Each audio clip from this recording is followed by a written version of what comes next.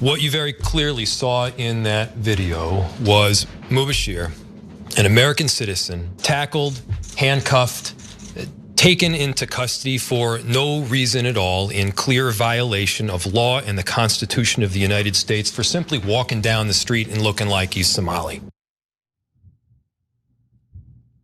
That was Minneapolis Mayor Jacob Frey condemning ICE's brutal assault of a Somali-American US citizen who did absolutely nothing wrong. We'll get into the details and even hear a police chief apologize directly to the man. But first, Jank, your 2 cents. All this because Donald Trump felt insulted by Ilhan Omar. So now he's going on a rampage against Somali Americans, American citizens. Now, there's one other wrinkle to this story that is also devastating. Let's give you the facts and then we'll talk about it. Yeah. So 20-year-old Mubashir moved to the United States as a young child and became a naturalized American citizen. There's no indication he has any criminal record. Here's what allegedly happened to him on Tuesday. Mubashir was at his job in the Cedar-Riverside neighborhood of Minneapolis, which is home to most of the city's Somali-American community. He left for his lunch break when 2 masked men approached him. One of the men pushed him into a nearby restaurant and shoved him against a wall.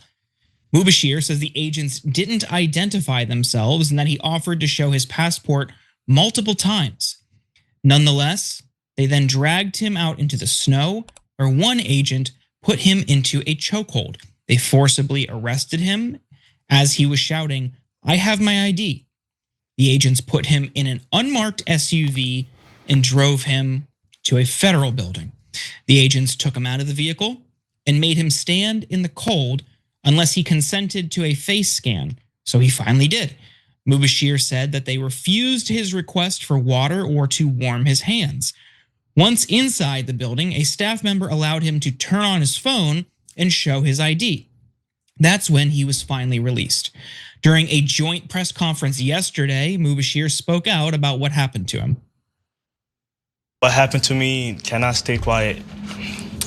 What happened to me was unjust, uncalled for. All I did was step outside as a Somali American and I just got chased by a masked person. The agent then, at one point, he didn't identify himself. He didn't say, "ICE, stop." Like, I felt like I was getting assaulted. I was getting kidnapped, and that's exactly what it was. And the way they were treating me, it was inhumane. Minneapolis Police Chief Brian O'Hara was also present at the press conference and apologized to Mubashir for what happened. Like the mayor, I apologize that this happened to you in my city with people wearing vests that say police. That's embarrassing. Random efforts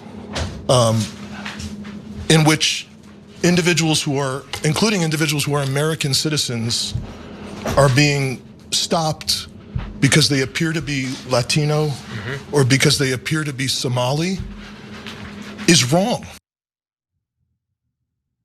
So far, ICE has yet to respond to requests for comment about the assault, but Mubashir's arrest was the result of a larger DHS campaign.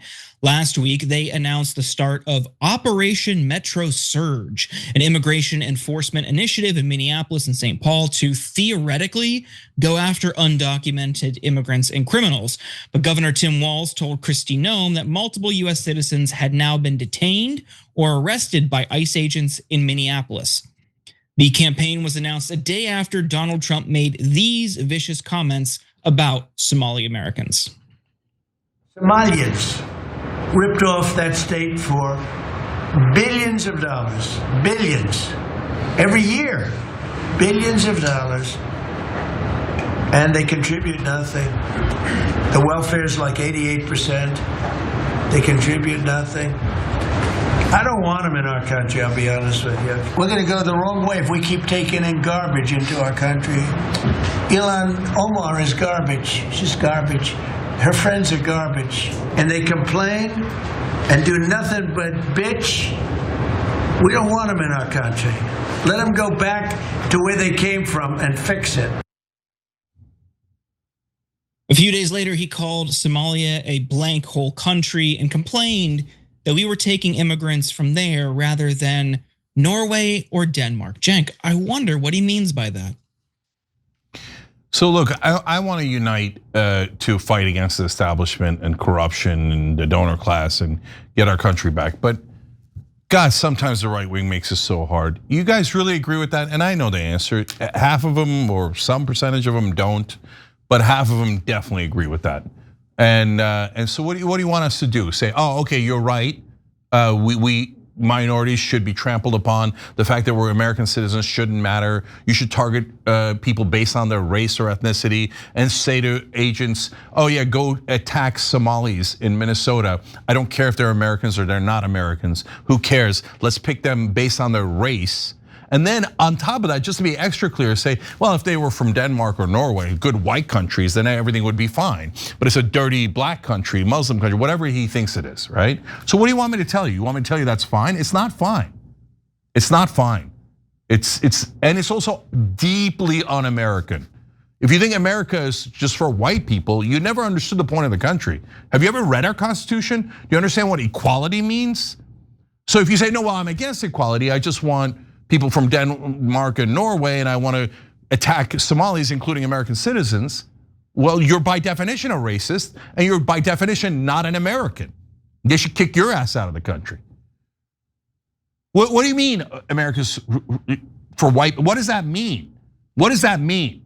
Do you believe in the US Constitution that gives us equality, or do you not believe in it? If you don't believe in it, you're just philosophically, ideologically, you're a traitor to this country.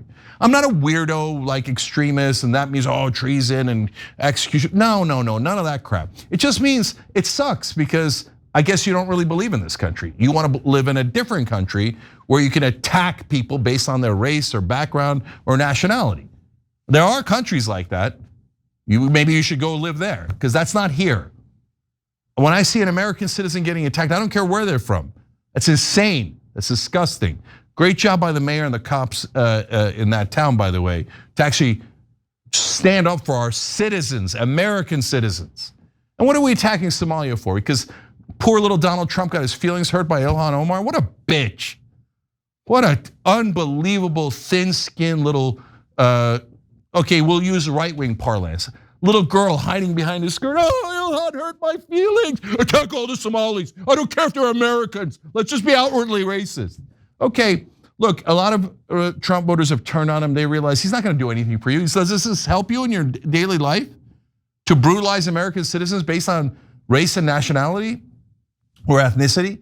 Does that help you? Does that make your wages go up? Did that make prices go down? No, it doesn't help you at all. What they're doing, guys, if you're not aware of it, on the right wing, left wings are already good on this. Independents are already good on this. None of us want this crap, right? So if you're on the right wing, you're okay with all these distractions, and be clear, you're okay with culture wars. Because I don't like culture wars, and I don't like identity politics. And Young Turks has proven that for 20 straight years. But you're saying, attacking people based on their identity, starting culture wars. We love that. You do? Okay, so then you're no better than if you thought the DEI was radical or whatever because you're on the right. And you say, oh my God, that's identity politics. I can't believe that. Now you're saying, no, I'm good with it. I'm good with it. I just want DEI for us. And not only that, I want like extra DEI on steroids, where you not only say we're privileged, but you actively attack Americans based on their race and ethnicity. Supernova DEI, where we assault other races. Again, I hope that is not a 50% of Trump voters. I hope. I don't know what the number is. But there is a significant percentage who look at that and go, yeah, they don't mind that at all. And if you're in that group, you're not, I don't know what you think you are, but you're not in favor of our Constitution and you're not really American, ideologically, politically, and philosophically. Yeah, I think it's worrying that this is becoming normal. This is becoming routine. We are hearing about more and more American citizens that are being swept up in this, assaulted, brutalized, with no apology, no adjustments, no corrections, nothing from ICE or DHS. Today, Kristi Noem was in Congress lying that no US citizens have been caught up in this. None have been deported, none have been wrapped up, nothing. Lying. Veterans specifically was where she was on the spot, proven wrong and shown to be lying while under oath. They don't know who they're getting. They say, oh, we're only going after the worst of the worst. No, they're not. Their own data shows that 70% or so of the people in custody have no criminal record. They are just sweeping people up based on their race, based on their skin color. And for those people, well, I hope it gets sorted out, but we've seen time and time again, they don't have all of their paper in order. They don't have all of their files in order. DHS is a mess. It's run by an incompetent lunatic in Kristi Noem, and they only want sensationalism and barbarism on camera to scare people. That's it. Everyone in that administration is okay with it. No one has spoken out. And I haven't seen, maybe I'm wrong, I haven't seen a single congressional Republican condemn this effort.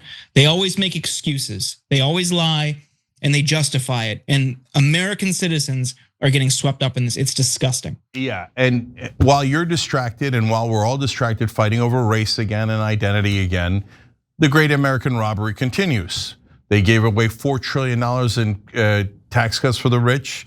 They deregulated industries. They're allowing massive mergers, but only after they contribute to Donald Trump's Bitcoin. They fired almost all of the people who were prosecuting white collar crime.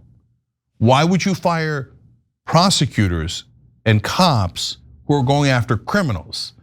Oh, because you like white collar crime. You like our government working only for the donor class. So while we're fighting over this and you're attacking random Somali Americans who have nothing to do with being the people in power, who are not the people who rigged the rules against all of us, who have nothing to do with the power base that is oppressing all of us. We're all looking over there while they're laughing their ass off at us, robbing the place blind. $38 trillion in debt. Almost all of it went to corporate donors and foreign governments. We got nothing. Do we have lower drug prices? No. Did you fight for lower drug prices? No. Do we have lower housing prices? No, we have higher housing prices. Why? Because the bankers in New York are buying them. And so they're gonna turn us all into renters, and we're all gonna work under corporate rule while you're mad at a random Somali American and you go, oh, Trump's feelings were hurt. So let's all get distracted over there. Terrible idea. This is exactly how you divide the country. Every time you ring the bell below, an angel gets his wings. Totally not true, but it does keep you updated on our live shows.